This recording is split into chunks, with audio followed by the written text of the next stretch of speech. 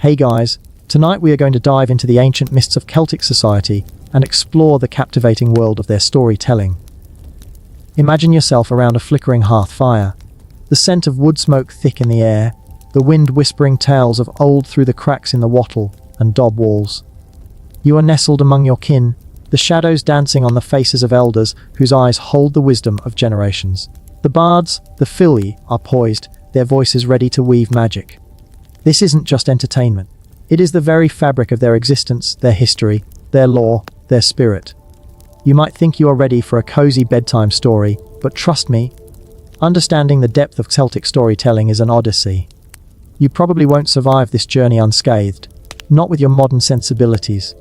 Your notions of linear narrative and objective truth are about to be shattered. So, before you get comfortable, take a moment to like the video and subscribe, but only if you genuinely enjoy what I do here. And hey, let me know where you are listening from and what time it is for you right now. I love seeing how far these stories travel. Now dim the lights, maybe turn on a fan for that soft background hum, and let's ease into tonight's journey together. You find yourself transported, not by a time machine, but by the power of imagination, to a place where the spoken word held more weight than any written decree. In ancient Celtic societies, the act of storytelling was not merely a pastime. It was a cornerstone of their culture, a vibrant tapestry woven with threads of myth, history, lore, and lineage. You are not just a listener here. You are an active participant, your mind a fertile ground for the seeds of narrative to take root and blossom. The Celts, unlike many of their contemporaries, did not extensively rely on written records for the transmission of their knowledge. Instead, they placed an immense emphasis on oral tradition. This was not due to a lack of literacy, as some might assume, but rather a deliberate choice, perhaps rooted in a profound respect for the living, breathing essence of the word. They believed that knowledge passed from mouth to ear retained a vitality that might be lost on a static page. Imagine the discipline, the incredible feats of memory required to keep vast genealogies, intricate laws, and epic sagas alive through generations, all without the aid of parchment or ink. This is a mainstream historical fact that often surprises those accustomed to our text-centric world. Their bards and filey, the professional storytellers and poets, were not just entertainers. They were keepers of the collective memory, scholars of a vast unwritten library. Their training was rigorous, lasting for many years, sometimes decades, involving the memorization of thousands of verses and stories. You might wonder how they managed such an extensive curriculum without cheat sheets or spark notes. Well, they had mnemonic devices, intricate systems of alliteration and rhythm, and a cultural environment that deeply valued and supported such intellectual endeavors. It was a profession of immense prestige, and the bards held a revered position within society, often advising chieftains and kings. You might even find yourself chuckling at the thought of a modern politician relying solely on a bard for their policy briefing. Good luck with that press conference. Now, here is a quirky tidbit to chew on. Some scholars suggest that the emphasis on oral tradition was also a strategic choice, a way to keep their sacred knowledge hidden from outsiders. If your history and rituals are carried only in the minds of your chosen few, it becomes much harder for invaders or rivals to fully grasp and exploit your vulnerabilities. It is like having all your important documents encrypted in your brain. A rather ingenious security system, wouldn't you say? Historians still argue whether this secrecy was a primary motivation or merely a convenient byproduct of their cultural values. Did they consciously decide to keep their knowledge unwritten to protect it, or was it simply a natural evolution of their societal structure? The answer, like many things in ancient history, remains shrouded in the mists of time and interpretation. But it is a fascinating thought, isn't it? The idea of knowledge as a living, breathing entity, something so intimately tied to the human voice that it could not be contained by mere symbols on a surface. This oral tradition created a dynamic and fluid cultural landscape. Stories were not static. They evolved, adapted, and were retold with fresh perspectives, much like a well-loved folk song that acquires new verses over time. Each retelling was an act of creation, a reaffirmation of community bonds, and a living connection to the ancestors. You are part of this living tradition now, listening, absorbing, becoming a conduit for these ancient whispers. As you settle deeper into this ancient setting, you begin to grasp the profound significance of the storyteller's role. They were not merely reciters of tales. They were the shapers of identity, the guardians of truth, and the architects of memory. Imagine being a young Celt, eagerly awaiting the twilight hours when the fire crackled and the bard cleared their throat. Their words were your history lessons, your moral compass, your entertainment, and your connection to the divine. This all-encompassing role meant that the storytelling tradition was deeply embedded in every facet of Celtic life. From the grand feasts in chieftains' halls to the quiet moments around a family hearth. You might even feel a pang of longing for such a cohesive, community-driven way of learning and living, so different from our fragmented modern world of screens and isolated consumption. The bards, or filye, as they were often called in Ireland, held a position of immense power and influence. They were advisors, diplomats, and sometimes even satirists whose verses could bring down a chieftain's reputation faster than any army. This is a mainstream historical fact that highlights the sheer power of the spoken word in their society. Their satire was not just witty banter. It was believed to have a tangible, even physical effect, capable of causing boils or blemishes on the target. Imagine being so afraid of a poem that you would rather face a sword fight. It sounds a bit like a medieval diss track, doesn't it? Now, for a quirky tidbit. The filye were not just performers. They were also the custodians of the highly complex and esoteric legal system, the Brehon laws. These laws were not written down for centuries, existing only in the collective memory of these legal experts. Imagine having to argue a case in court where the entire legal code was recited from memory. It is enough to make a modern lawyer faint. The sheer intellectual capacity required for this feat is truly mind-boggling. It speaks volumes about the value placed on memory and oral transmission. Historians still argue whether the complexity of the Brehon laws was intentionally designed to be difficult to master, thus limiting access to legal knowledge to a select few. Was it a way of maintaining their power and prestige, or simply a natural outcome of their oral tradition?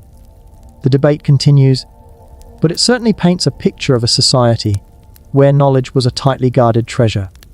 You can almost hear the whispered incantations as a young filly commits another chapter of the law to memory. The weight of centuries of legal precedent resting on their shoulders. The training of a filly was an arduous and lengthy process, often taking upwards of 7 years, and sometimes even more. During this time, they would learn not only the vast repertoire of stories and poems, but also the intricate rules of prosody, meter, and rhetoric.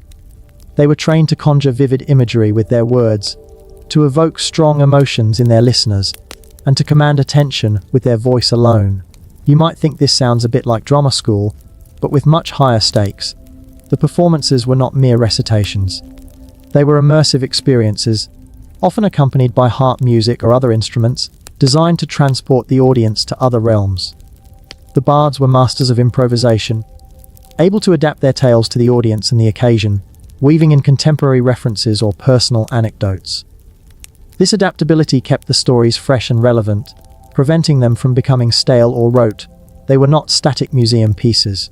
They were living, breathing narratives, constantly evolving and adapting.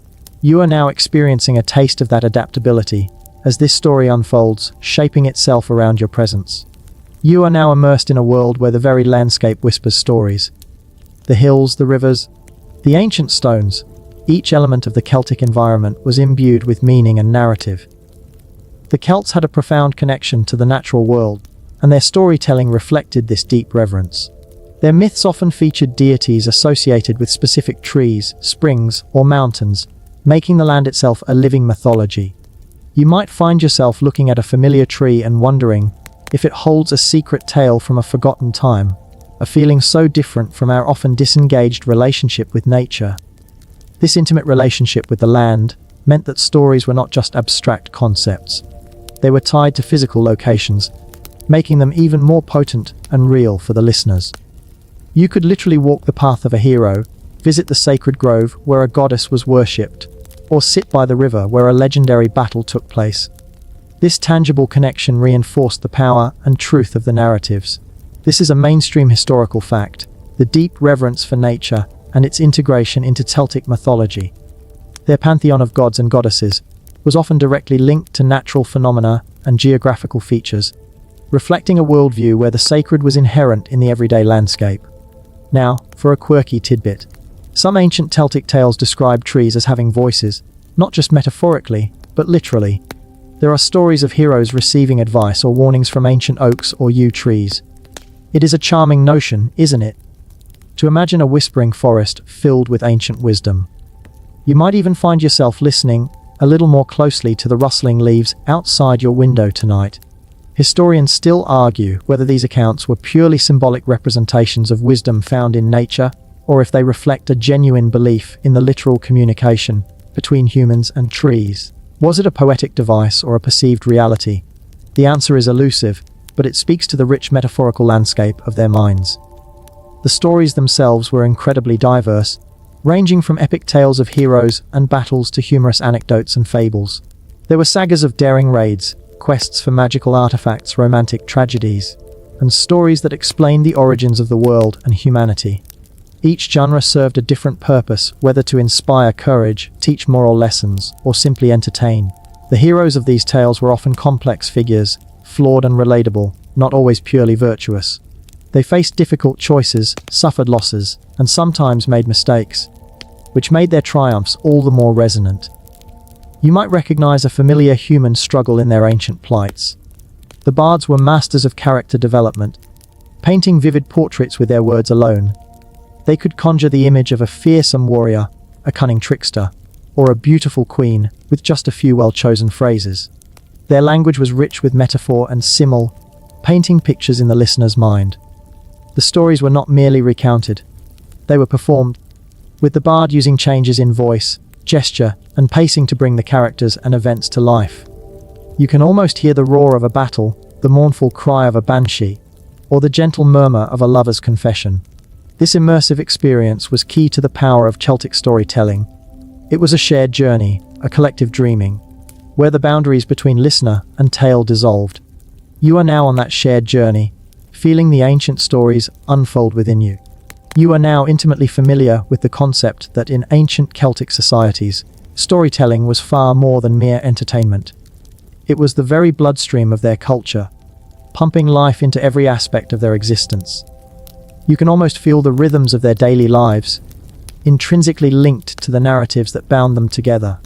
Imagine a society without written laws, without printed books, without digital archives. How would you preserve your history, your values, your sense of who you are?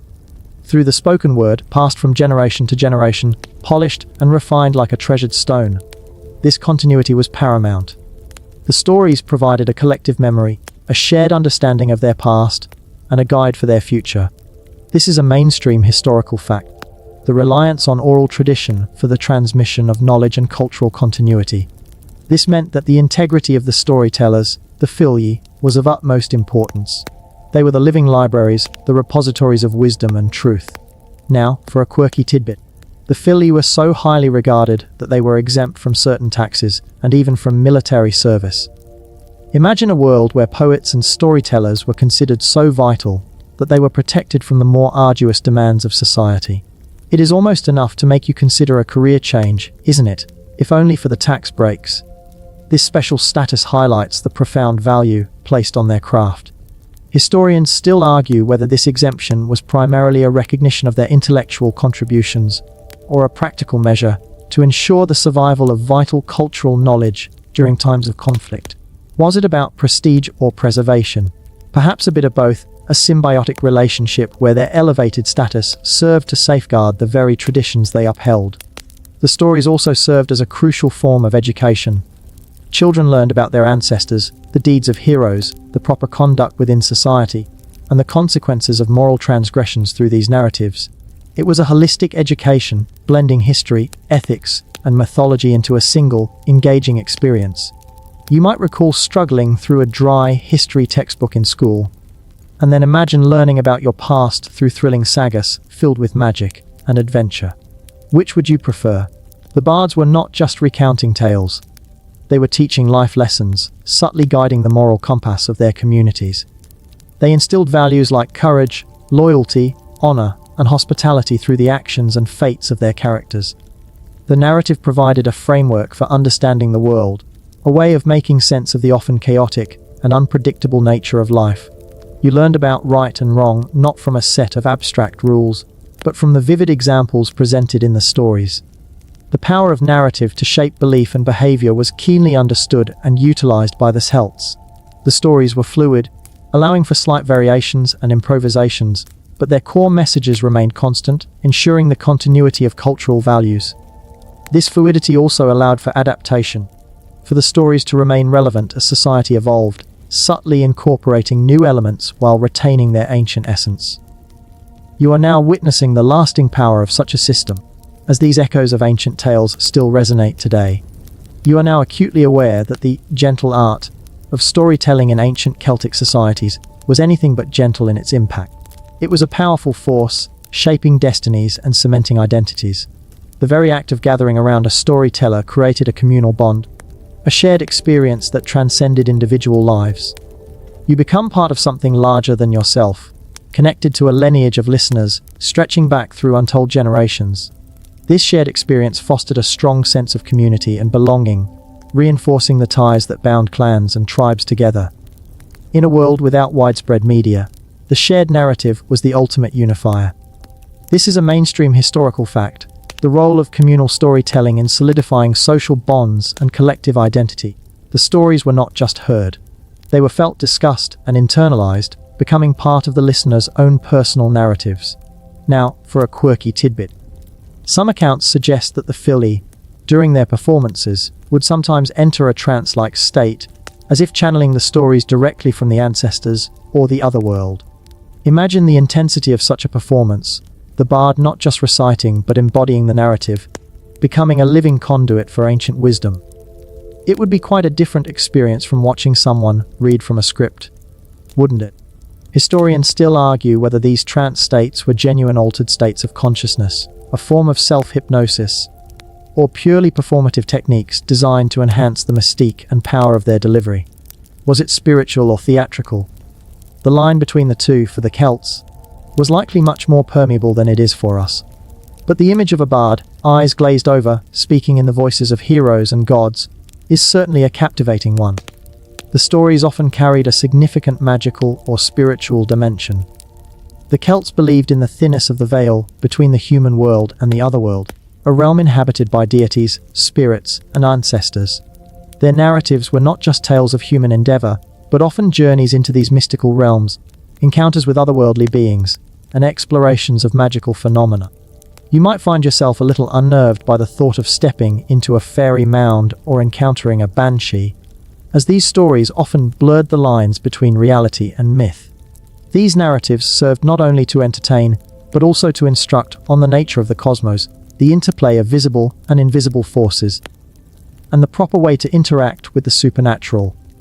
They were a form of spiritual education, guiding the listener through the complexities of their animistic worldview. The power of words was believed to be potent, capable of invoking blessings or curses, of shaping reality itself. A bard's pronouncement was not merely a statement. It was an act of creation, a weaving of fate. This belief in the inherent power of language is a crucial aspect of understanding Celtic storytelling.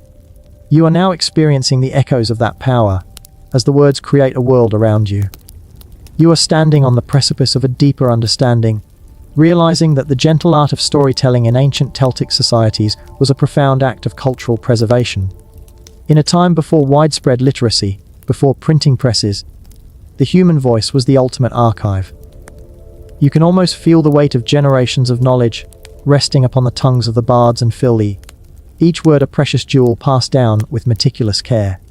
This dedication to oral tradition ensured the survival of their history, their myths, and their legal systems through centuries of change and upheaval. This is a mainstream historical fact, the critical role of oral transmission in preserving cultural heritage. Without it, vast swaths of Celtic knowledge would have been lost to time, swallowed by the mists of forgetting. Now, for a quirky tidbit. Some historians believe that the intricate meter and alliteration found in ancient Celtic poetry were not just aesthetic choices, but served as powerful mnemonic devices, aiding the bards in memorizing incredibly long and complex narratives. Imagine trying to remember a 1,000-line poem, and every line has a built-in rhythm and sound pattern to help you recall the next word. It is like a human algorithm for memory. You might even wish for such a system when trying to recall your shopping list. Historians still argue whether the primary purpose of these poetic structures was indeed mnemonic, or if their artistic merit was the driving force behind their development. Was it a tool for memory or a form of artistic expression? Perhaps the two were inextricably linked, with the aesthetic beauty enhancing the memorability. The debate highlights the sophistication of their oral arts. The stories were also a vital means of transmitting practical knowledge, from agricultural techniques to medicinal remedies, from the proper way to forge metal to the best hunting grounds. Much of this practical wisdom was embedded within narratives. You might find a story about a hero's journey that subtly includes instructions on how to identify edible plants, or a tale of a cunning warrior that details the optimal way to set a trap. This made learning engaging and memorable, far more effective than a dry manual. The practical knowledge was woven seamlessly into the fabric of the narrative, making it easily digestible and retainable. It was learning by immersion, by becoming part of the story. The bards were not just entertainers. They were also educators in the broadest sense, passing on not only cultural values, but also the accumulated wisdom of their ancestors. They taught you how to live, how to survive, and how to thrive in their world. The stories were living textbooks, constantly updated and refined with each telling, adapting to new circumstances while retaining their core lessons. This constant adaptation meant that the knowledge remained relevant and useful across generations, demonstrating a remarkable resilience in their cultural transmission. You are now seeing how deeply integrated learning was with storytelling, a symbiotic relationship that ensured the vitality of their society. You are now fully aware that the gentle art of storytelling in ancient Celtic societies was a dynamic force, a living current that flowed through every vein of their cultural body. It was not a static collection of tales, but an ever-evolving dialogue with the past, the present, and the future. You can almost hear the subtle variations introduced by each bard, the slight shifts in emphasis, the personal touches that made each telling unique. This fluidity was a hallmark of their oral tradition, allowing the stories to adapt and remain relevant across generations. It meant that the stories were not just preserved, they were kept alive, breathing and vibrant. This is a mainstream historical fact, the dynamic and adaptable nature of oral traditions, allowing for evolution while maintaining core themes. Now, for a quirky tidbit. Some scholars suggest that the Celts had a concept of truth that was more nuanced and less rigidly factual than our modern understanding. For them, a story could be true in its emotional impact, its moral lesson, or its symbolic meaning, even if the literal events never occurred. Imagine a world where the truth of a narrative is measured by its resonance, not just its factual accuracy. It is a liberating thought, isn't it? This allowed for greater flexibility in storytelling and emphasized the deeper layers of meaning. Historians still argue whether this reflects a genuine philosophical difference in their concept of truth, or if it was simply a pragmatic approach to narrative in an oral culture where exact historical recall was less feasible.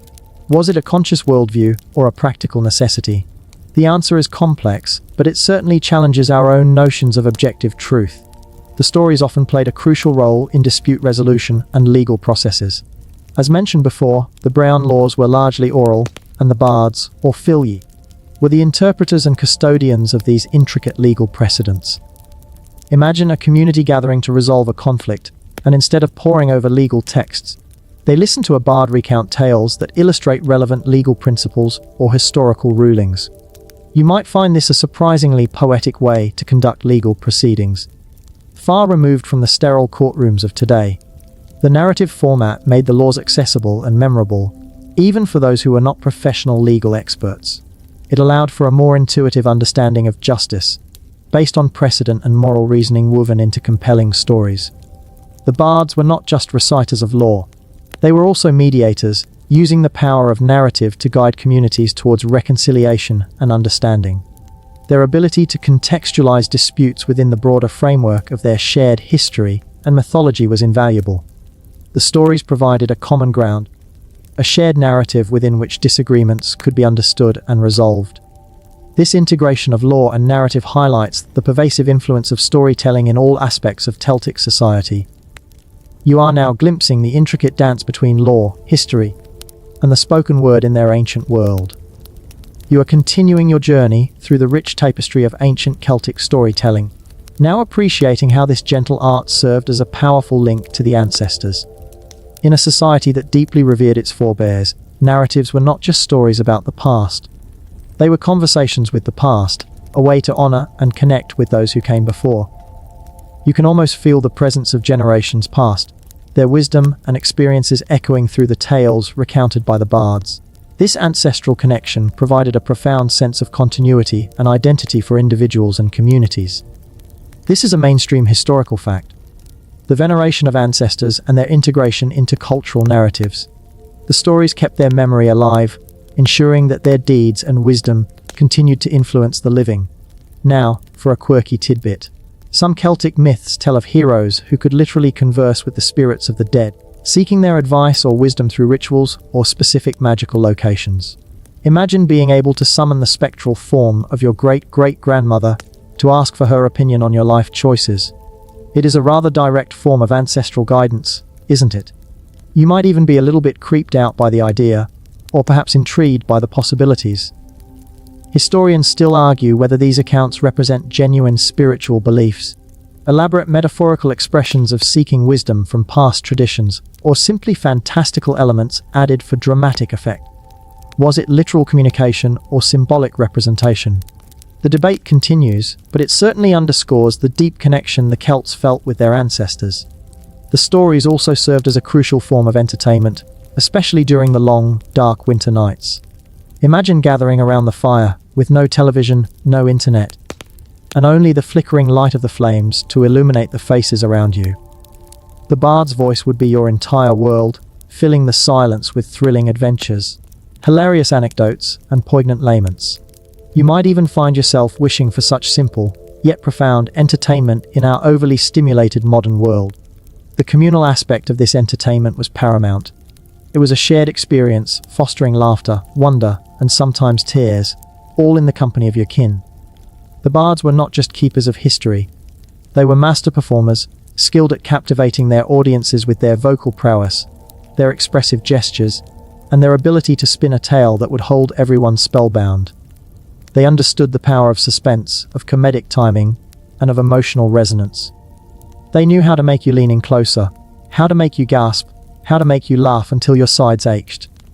The stories were a vital antidote to the hardships and monotony of daily life, providing escape, solace, and a sense of shared humanity. You are now experiencing a fragment of that shared joy, as these words unfold in your mind. You are now deeply engrossed in the profound impact of the gentle art of storytelling on ancient Celtic societies, understanding that it was a primary means of establishing and maintaining social hierarchy. The bards and filii, as the custodians of history and lineage, played a crucial role in legitimizing the power of chieftains and kings. You can almost picture a grand ceremony where a bard recites the glorious ancestry of a new leader, tracing their lineage back to mythical heroes and gods, thereby solidifying their claim to authority. This direct link between narrative and political power is a mainstream historical fact. It shows how profoundly intertwined storytelling was with the very structure of their society, far beyond mere entertainment. Now, for a quirky tidbit. Some historical accounts suggest that a powerful bard could even deny a chieftain his legitimacy by refusing to sing his praises, or by composing satirical verses that undermined his reputation. Imagine being a powerful ruler, and your greatest fear is not an invading army, but a poet who can destroy your honor with a few well-placed words. It is a testament to the immense power of the word in Celtic society. You might even find yourself wishing for such a powerful artistic check on authority today. Historians still argue whether this power was truly absolute, or if it was more a symbolic threat, rarely exercised in practice. Was it a genuine political lever or a cultural ideal? The debate continues, but it certainly paints a vivid picture of the bard's influence. The stories were also a way to communicate and reinforce moral codes and societal norms. Through the triumphs and failures of their characters, the narratives illustrated the consequences of good and bad behavior, the rewards of virtue, and the pitfalls of vice. You learned what it meant to be honorable, courageous, loyal, and hospitable, not through abstract rules, but through the vivid examples of heroes and villains. It was a living, breathing guide to ethical conduct, making complex moral dilemmas tangible and relatable. The bards were not just chroniclers, they were moral philosophers, subtly shaping the ethical landscape of their communities through their tales. The stories served as a powerful tool for social cohesion, ensuring that everyone understood the unwritten rules of engagement, the expectations of behavior, and the values that held their society together.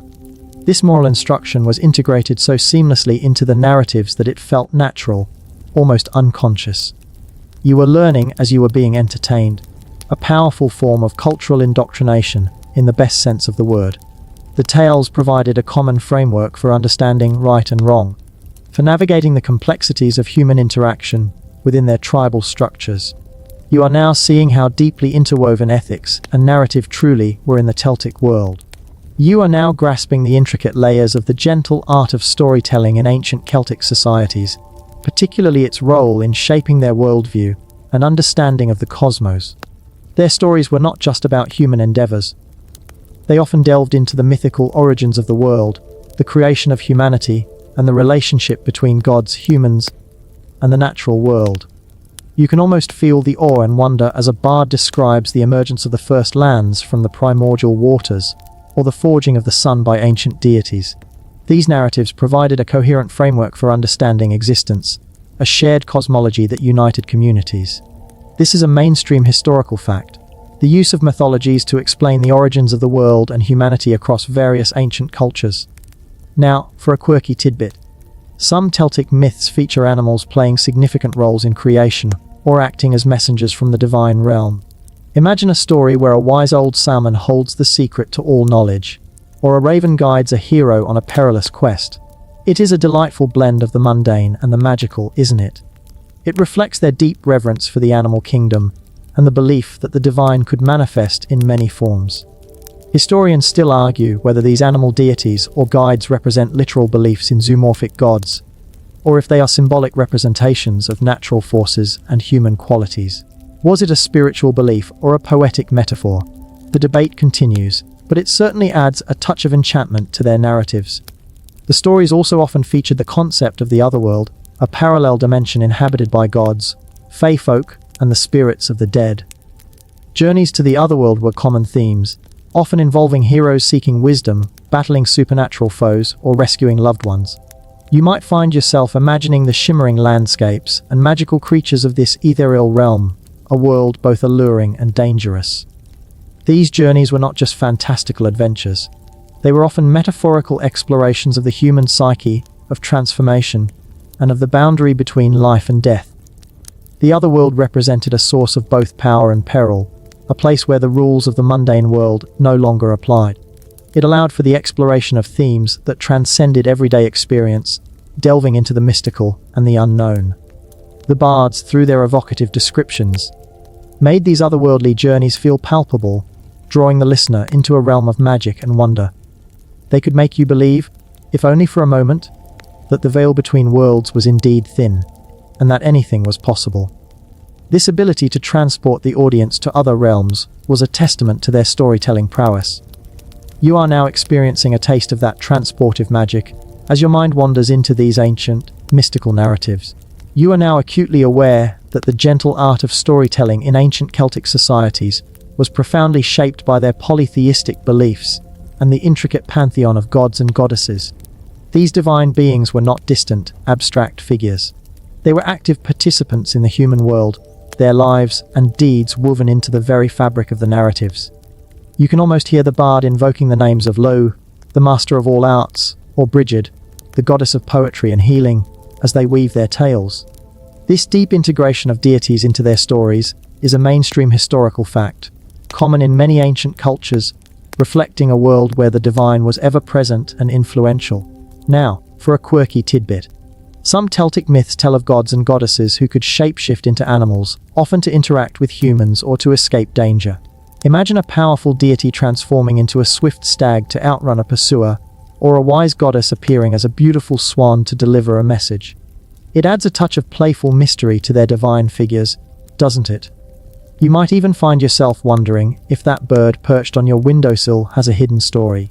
Historians still argue whether these shape-shifting abilities were purely metaphorical, representing the fluid nature of divine power, or if they reflected a literal belief in such transformations. Was it symbolism or perceived reality? The debate continues, but it certainly makes for more exciting divine encounters than a stern figure on a cloud. The stories often serve to explain natural phenomena, attributing the creation of mountains, lakes, or unusual rock formations to the actions of gods or heroes. Imagine a roaring waterfall being explained by the tears of a grieving goddess, or a jagged mountain range formed by the clash of titans. It is a poetic and imaginative way to understand the world around you, imbuing the landscape with agency and meaning.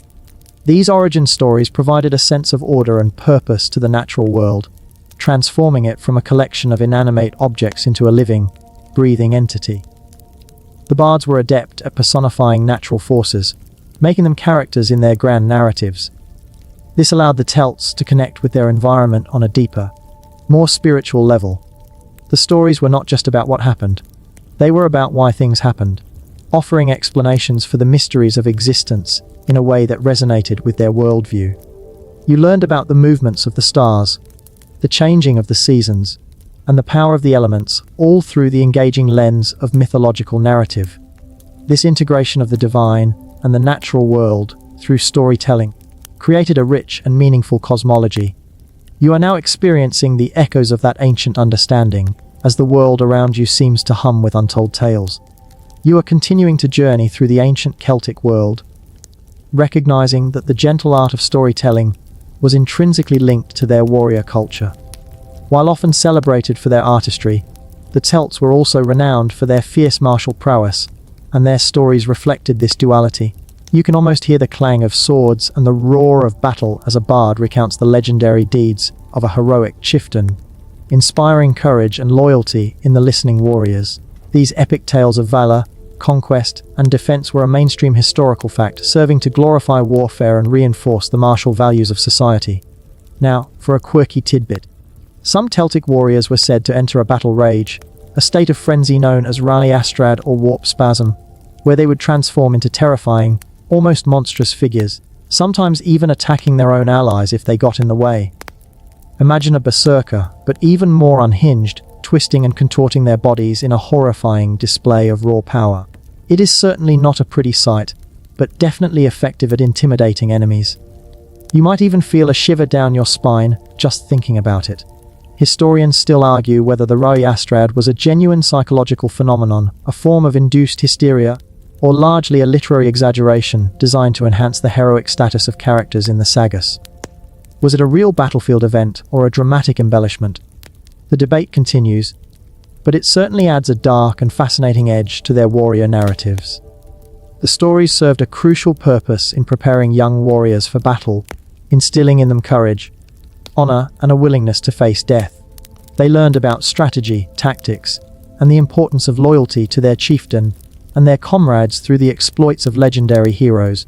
It was a form of psychological conditioning, preparing them for the brutal realities of warfare by framing it within a heroic narrative. The bards were not just entertainers. They were morale boosters, propagandists in the best sense of the word, using their words to forge a collective spirit of bravery and determination. They sang of glorious victories and honorable defeats, emphasizing the importance of fighting bravely regardless of the outcome.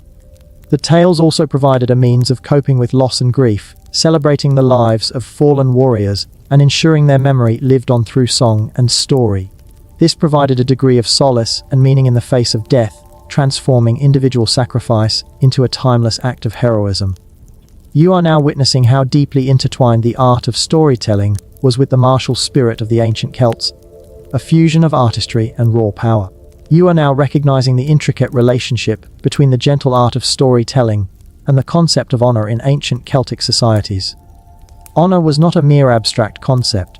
It was the very currency of their social interactions, and stories served as a powerful tool for defining, maintaining, and sometimes restoring it.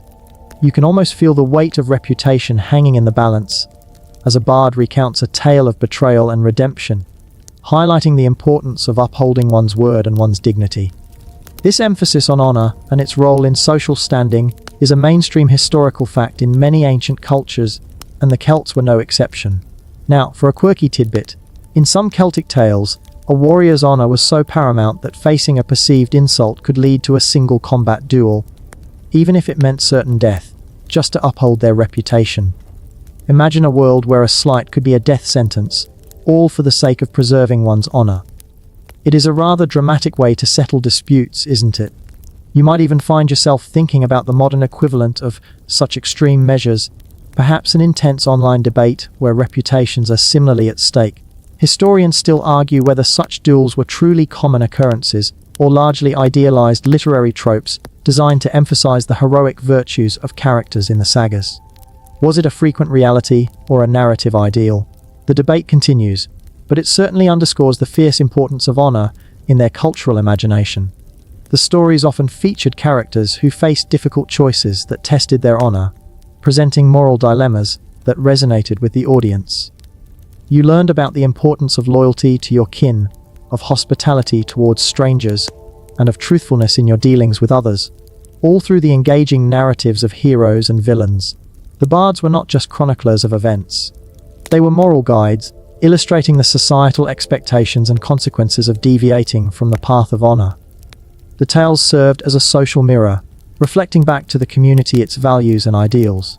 They provided models of exemplary behavior, as well as cautionary tales of those who fell short. This constant reinforcement through narrative ensured that the concept of honor was deeply ingrained in the collective consciousness. The stories also provided a mechanism for restoring honor, sometimes through acts of great bravery or sacrifice, showing that even those who had fallen from grace could find a path to redemption. This nuanced approach to honor made the narratives complex and relatable, reflecting the messy realities of human existence. You are now understanding how deeply interwoven the concept of honor was with the very fabric of Celtic storytelling, a testament to its profound cultural significance. You are now appreciating that the gentle art of storytelling in ancient Celtic societies extended far beyond human concerns, delving deeply into the realm of the natural world. Their reverence for nature was not simply an aesthetic appreciation. It was a spiritual connection, and their narratives reflected this profound bond. You can almost feel the rustle of ancient leaves and the murmur of hidden springs as a bard recounts a tale of talking animals, magical groves, or spirits inhabiting specific natural features. This deep integration of nature into their mythology and narratives is a mainstream historical fact, reflecting an animistic worldview where the divine was present in all things. Now, for a quirky tidbit. In some Celtic myths, certain trees were considered sacred, such as the oak, the yew, and the hazel, and were believed to house powerful spirits or even deities. Imagine a sacred grove where cutting down a tree was not just an act of deforestation, but a sacrilege, potentially incurring the wrath of powerful spirits. It makes you think twice about chopping down that old oak in your backyard, doesn't it? Historians still argue whether these sacred trees were primarily symbols of natural power and wisdom, or if they were literally worshipped as deities themselves. Was it symbolic reverence or direct worship? The debate continues, but it certainly highlights their deep connection to the arboreal world. The stories often serve to explain the origins of natural phenomena, imbuing the landscape with a sense of purpose and meaning. A peculiar rock formation might be explained by a giant's footprint, or a winding river by the path of a serpent deity. This narrative approach transformed the mundane into the magical, making the world a place of constant wonder and enchantment. The bards were not just storytellers. They were interpreters of the natural world, offering explanations for its mysteries in a way that resonated with their spiritual beliefs. They taught you about the interconnectedness of all living things, the delicate balance of ecosystems, and the importance of respecting the land. This ecological awareness was woven into the very fabric of their narratives, fostering a sense of stewardship and reciprocity with the natural world. The stories provided a framework for understanding human place within the larger web of life, emphasizing harmony and balance rather than domination. You are now seeing how deeply integrated environmental wisdom was with the ancient Celtic art of storytelling, a testament to their profound respect for the earth. You are now recognizing that the gentle art of storytelling in ancient Celtic societies played a vital role in transmitting historical memory, even without extensive written records. While the notion of history might differ from our modern, fact-centric approach, their narratives preserved a rich tapestry of ancestral deeds, tribal migrations, and significant events. You can almost hear the echoes of battles, fought, and treaties, made as a bard recounts the lineage of a chieftain, stretching back through time to the very founders of the clan. This reliance on oral tradition for historical transmission is a mainstream historical fact, showcasing a unique form of cultural preservation. Now, for a quirky tidbit. Some Celtic stories include remarkably accurate geographical details or references to specific historical figures, suggesting that even within their mythical framework, there was a strong thread of historical reality. Imagine a tale about a dragon, but the landscape it flies over is meticulously described, allowing you to trace its journey on a map. It is a fascinating blend of fact and fantasy, isn't it? You might even find yourself looking at ancient maps with new eyes, wondering which landmarks were born from legend and which from historical events. Historians still argue whether these factual elements were intentionally preserved historical records, disguised as myth, or if they were simply incidental details that happened to be accurate. Was it a deliberate archival method or an accidental historical reflection? The debate continues, but it certainly blurs the lines between history and legend in a compelling way. The stories also serve to reinforce tribal identity and solidarity. By recounting the shared history of a clan or tribe, the bards fostered a powerful sense of belonging and collective purpose. You learned about the triumphs and struggles of your ancestors, creating a bond of shared heritage that transcended individual lives. This collective memory was crucial for maintaining social cohesion and distinguishing one group from another. The bards were not just historians, they were identity shapers, using their narratives to forge a strong sense of who were and how where came to be. They instilled a pride in one's lineage and a commitment to the collective good. The tales provided a continuous narrative of the group's journey through time, demonstrating resilience, adaptation, and the enduring spirit of their people. This constant recounting of their shared past ensured that the historical memory remained vibrant and relevant, guiding present actions and future aspirations. You are now experiencing how powerfully history was preserved and transmitted through the spoken word in the ancient Celtic world, a testament to the enduring power of narrative. You are now understanding that the gentle art of storytelling in ancient Celtic societies was profoundly influenced by their seasonal cycles and agricultural rhythms. Life was intimately connected to the land, and the narratives often reflected the ebb and flow of the year, celebrating harvests, marking solstices, and acknowledging the changing power of the natural world. You can almost feel the chill of winter nights and the warmth of summer sun as a bard weaves a tale connected to the turning of the seasons, perhaps a story of growth and decay, or of struggle and rebirth. This deep connection between storytelling and the agricultural calendar is a mainstream historical fact, found in many ancient cultures that lived in close harmony with nature. Now, for a quirky tidbit, some Celtic myths feature deities or spirits specifically associated with agricultural fertility, ensuring bountiful harvests or protecting livestock. Imagine a goddess who could make your crops wither if displeased, or a friendly spirit who made your cows give extra milk. It certainly adds a layer of magical responsibility to your farming duties, doesn't it? You might even find yourself offering a small thanks to the earth before planting your next garden.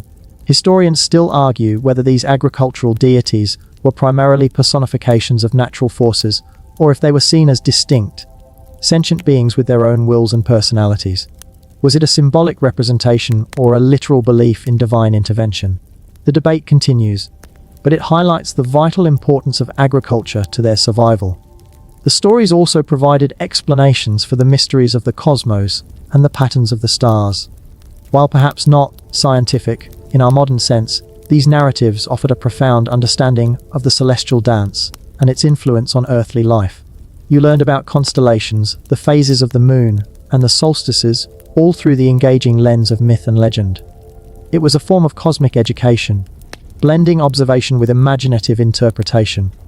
The bards were not just entertainers, they were amateur astronomers and meteorologists, using their narratives to transmit knowledge about the cycles of the heavens and their impact on human existence. They taught you how to read the signs of nature, how to predict weather patterns, and how to align your planting and harvesting with the rhythms of the cosmos. This integration of astronomical knowledge into their storytelling ensured that practical wisdom was passed down through generations, making the world more predictable and manageable. You are now seeing how deeply integrated the knowledge of nature and the cosmos was with the ancient Celtic art of storytelling, a testament to their holistic understanding of the world. You are now recognizing that the gentle art of storytelling in ancient Celtic societies was a powerful tool for navigating the concept of destiny and fate. While they valued individual heroism and agency, Their narratives often explored the interplay between free will and predetermined paths, often set in motion by prophecies or divine decrees. You can almost feel the weight of an inescapable fate resting on a hero's shoulders as a bard recounts a prophecy, foretelling a glorious triumph or a tragic downfall. This pervasive presence of destiny and prophecy in their narratives is a mainstream historical fact, common in many ancient mythologies, reflecting a worldview where life's course was often influenced by forces beyond human control.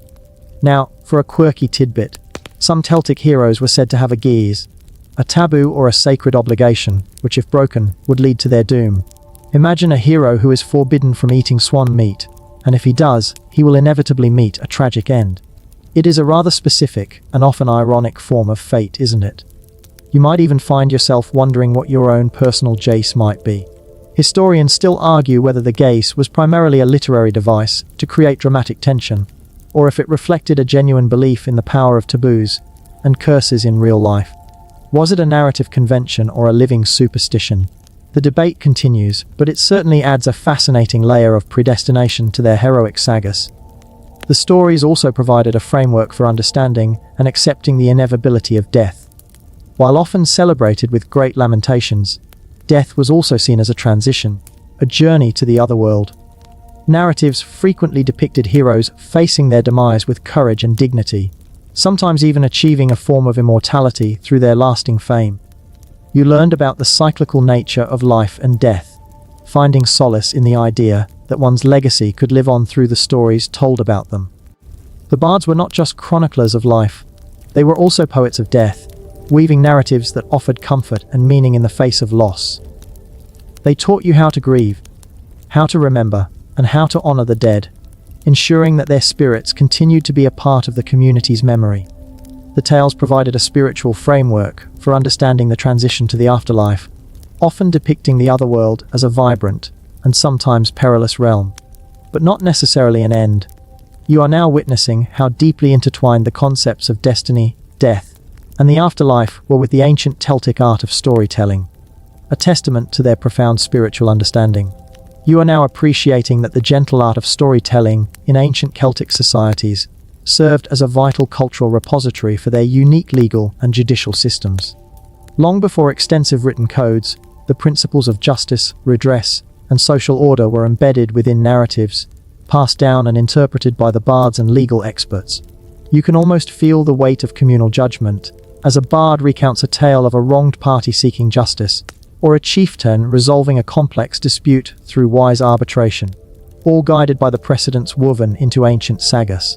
This reliance on oral tradition for legal principles is a mainstream historical fact, showcasing a sophisticated yet unwritten system of law. Now, for a quirky tidbit.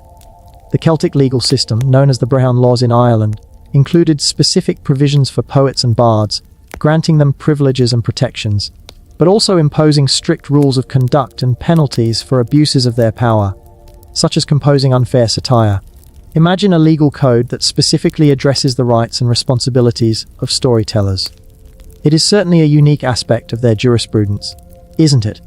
You might even find yourself thinking about the modern legal protections afforded to artists and journalists. Historians still argue whether these specific provisions for bards were primarily a recognition of their immense societal importance, or a means of controlling their potentially disruptive influence through satire. Was it about respect or regulation? The debate continues, but it certainly highlights the significant role bards played in their legal landscape. The stories also served as a means of educating the populace about their rights and responsibilities within the tribal structure. Through the actions of characters in the narratives, you learned about obligations to your family, your clan, and your chieftain, as well as the proper ways to seek redress for grievances.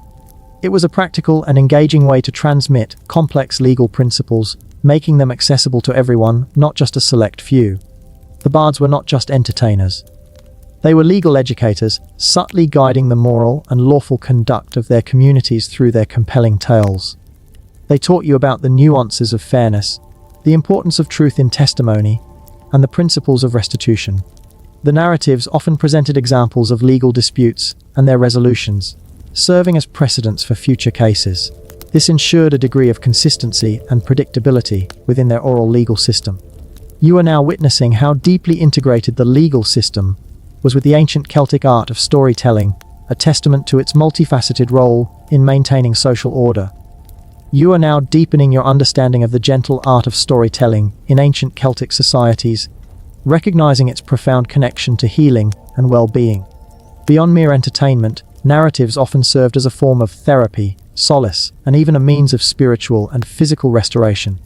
You can almost feel the balm of words soothing anxieties as a bard recounts a tale of perseverance through hardship, or a myth of divine intervention bringing comfort in times of distress. This therapeutic and restorative function of storytelling is a mainstream historical fact, recognized in many ancient cultures as a powerful tool for emotional and spiritual health. Now, for a quirky tidbit. Some Celtic bards were also believed to possess healing powers, not just through their stories, but through their songs and chants, which were thought to have magical properties. Imagine a healer who prescribed a specific saga or a melodic incantation to cure an ailment. It certainly puts a new spin on bedside manner, doesn't it? You might even find yourself wishing your doctor would offer a compelling narrative alongside your prescription. Historians still argue whether these healing powers were genuinely attributed to magical abilities, a placebo effect enhanced by belief, or a form of early psychotherapy. Was it magic, suggestion, or nascent psychology? The debate continues, but it certainly highlights the holistic view of well-being in Celtic society.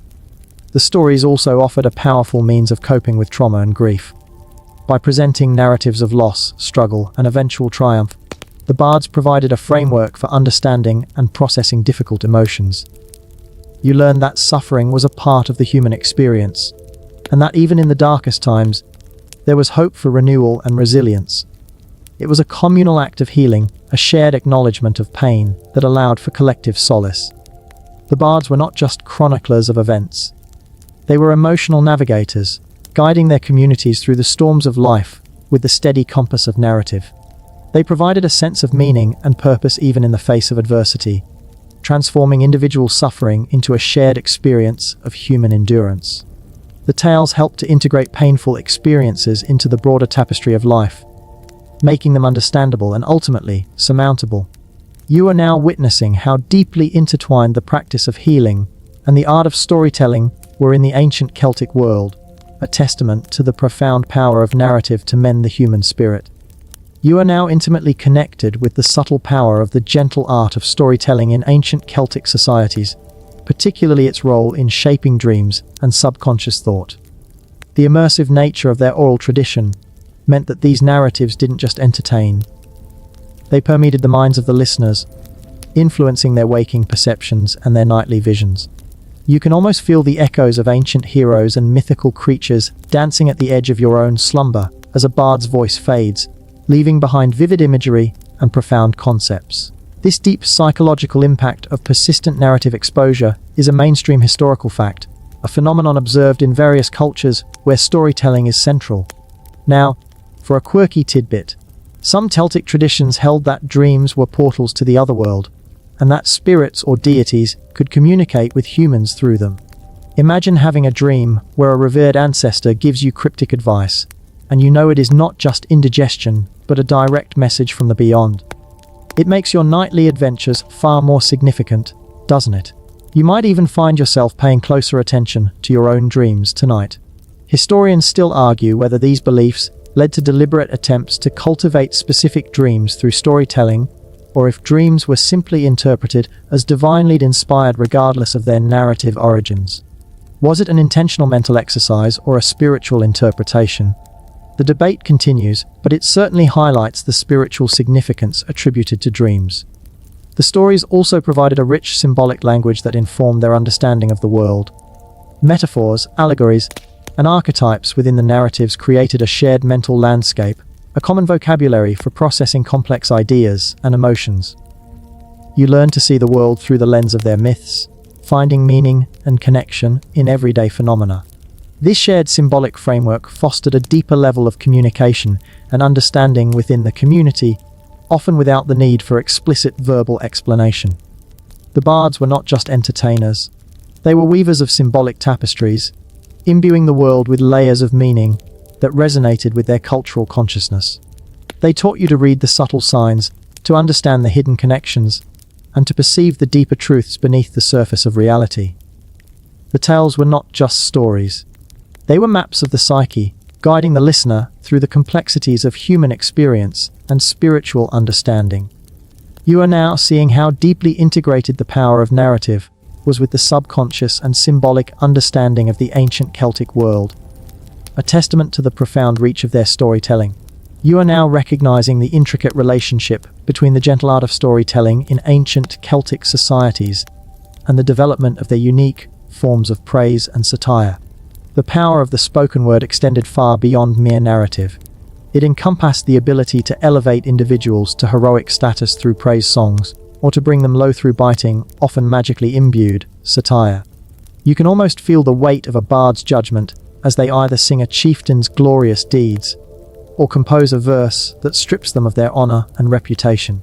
This formalized system of praise and satire, often with legal implications, is a mainstream historical fact, highlighting the immense social power of the bards. Now, for a quirky tidbit, the satirical verses composed by the Filii were believed to have tangible effects, capable of causing physical blemishes or diseases upon the target of the satire. Imagine a poet being able to curse you with boils just by writing a bad poem about you. It is certainly a powerful incentive to be on their good side, isn't it? You might even find yourself being extra polite to poets from now on, just in case. Historians still argue whether these effects were genuinely believed to be magical, purely psychological, or simply exaggerated for dramatic effect in the historical accounts. Was it literal magic or the power of suggestion? The debate continues, but it certainly underscores the fear and respect accorded to the bard's words. Conversely, the praise songs were equally potent, capable of bestowing immense honor and legitimizing authority. A chieftain's renown and influence were often directly tied to the eloquent verses composed by their resident bard, recounting their ancestry, their victories, and their virtues. You learned about the ideal qualities of a leader and a warrior through these celebratory narratives, which reinforced societal values. The bards were not just chroniclers of events, they were shapers of reputation, wielding the power of their words to elevate or diminish individuals within the social hierarchy. They understood the psychology of honor and shame, and used their craft to maintain social order and inspire exemplary conduct. The performance of praise and satire was a crucial aspect of public life, often taking place in grand feasts and assemblies, underscoring the communal nature of judgment and affirmation. You are now witnessing how deeply integrated the systems of praise and censure were with the ancient Celtic art of storytelling, a testament to the profound social and political power of the spoken word.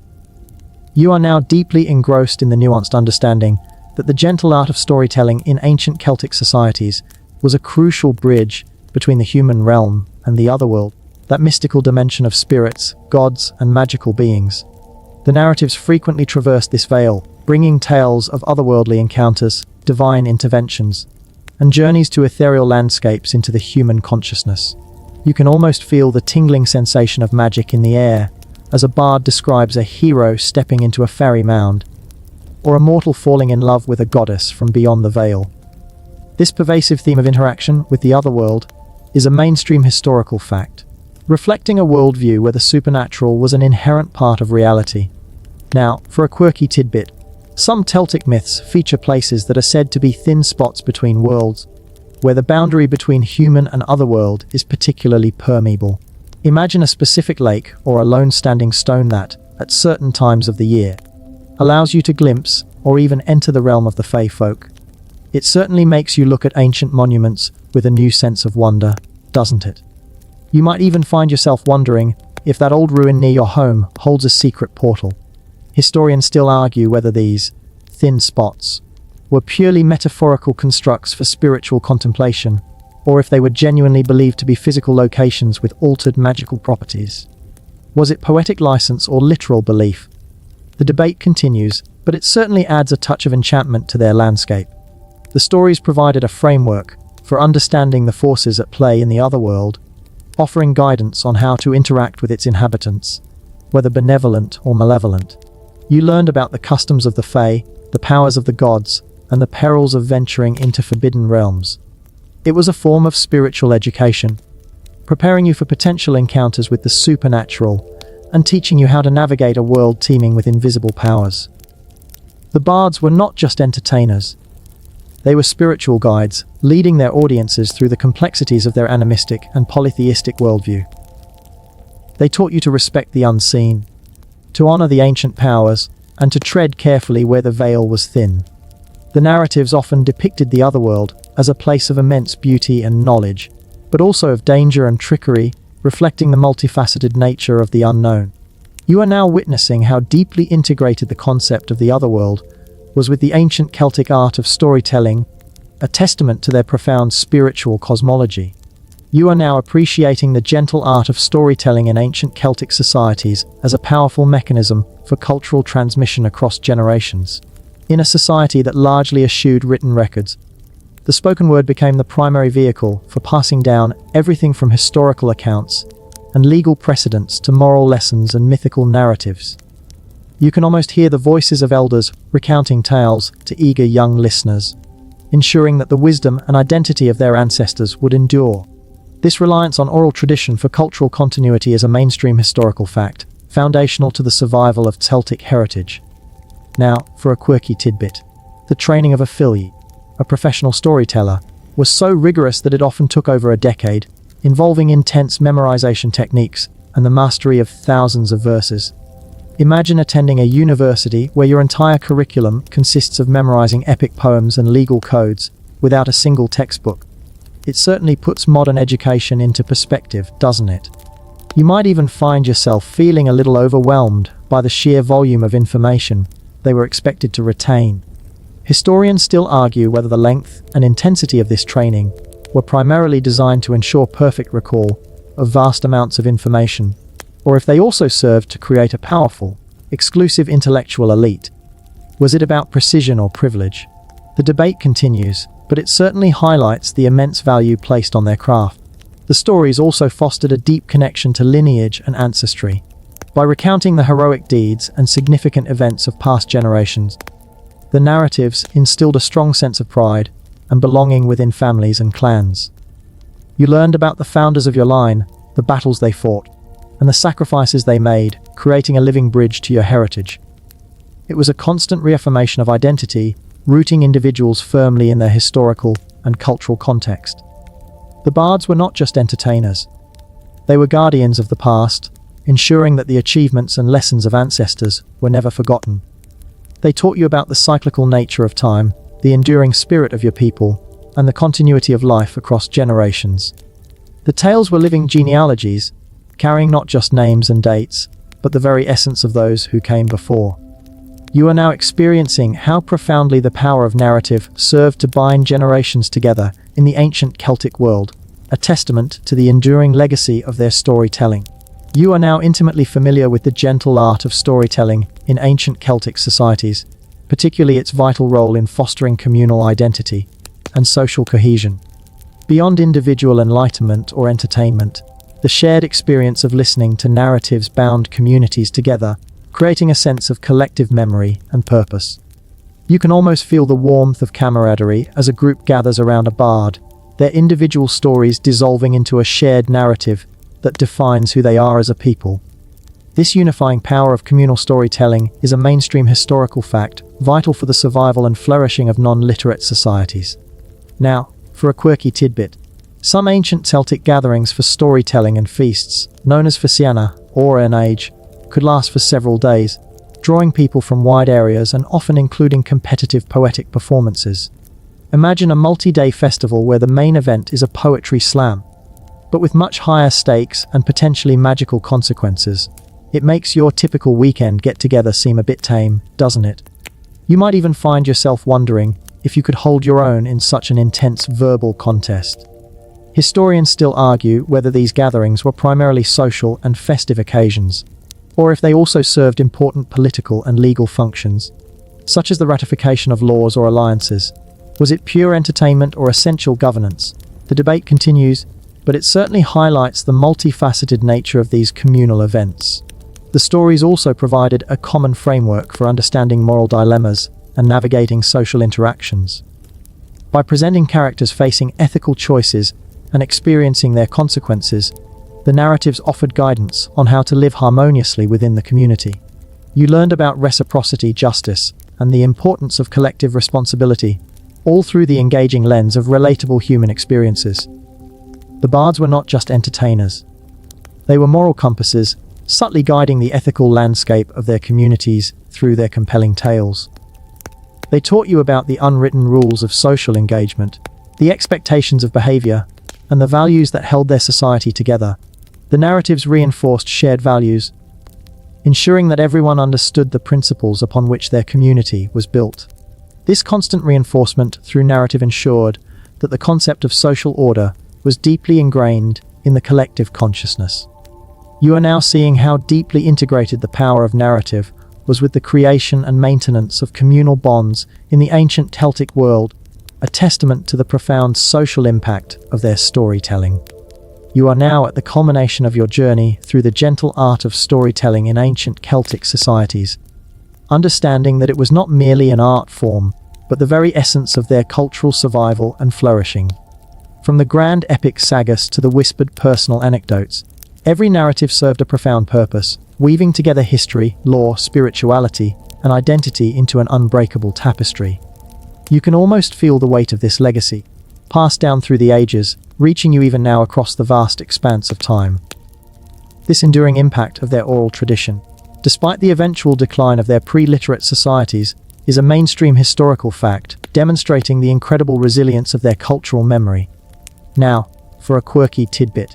Despite the eventual adoption of writing, many Celtic scholars and scribes continued to prioritize oral transmission for certain sacred or particularly complex texts, believing that the spoken word retained a special power or authenticity.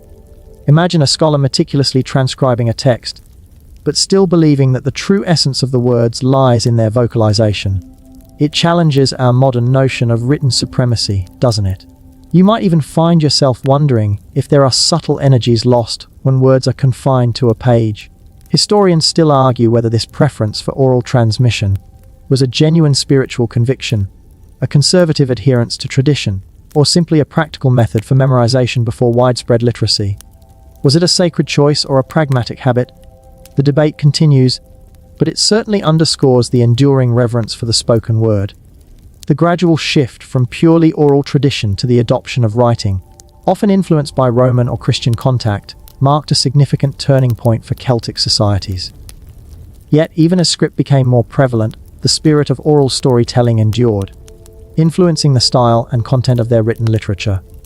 The vivid imagery, the rhythmic prose, and the emphasis on narrative continuity that you have experienced were all hallmarks of their deeply ingrained oral heritage. The bards, while perhaps adapting their methods, continued to hold a revered place, their voices now perhaps amplified by the very act of inscription, preserving their tales for future generations in new forms. You are now a part of that continuing legacy, your mind the latest vessel for these ancient whispers, carrying them forward into the present moment. The stories, whether spoken or written, continue to resonate, reminding us of the profound human need for narrative, for connection, and for understanding our place in the grand tapestry of time. As the echoes of these ancient tales begin to soften, and the flickering hearth fire in your mind starts to dim, take a moment to simply exist in the quiet space they have created.